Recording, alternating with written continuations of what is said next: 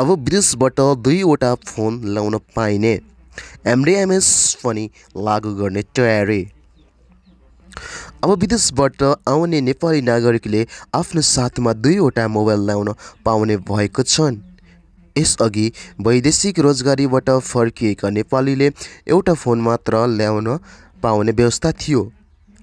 यही व्यवस्थाका कारण mobile device management system MDMS कार्यान्वयन हुन नसकेको थिएन। चौतर्फी विरोध हुन थालेपछि गत पुस 15 गतेमा प्रधानमन्त्री पुष्पकमल दाहाल प्रचण्डले mobile device management system MDMS तत्कालीन लागू नगर्न निर्देशन दिएको थियो।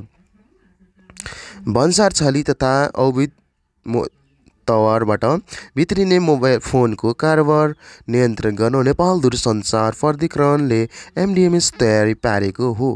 मन्त्री परिषदका मङ्गलबारका निर्णयपछि यो प्रणाली लागू गर्नेबाट खुलेको छ। भिडियो तपाईहरुलाई कस्तो लाग्यो? भिडियो मन परे लाइक कमेन्ट शेयर र सब्स्क्राइब चाहिँ गर्न नबिर्सनु भन्दै आजको भिडियो छ। फेरि भेट्नेछु अर्को नेक्स्ट भिडियोमा भन्दै आजलाई यति नै गरौँ।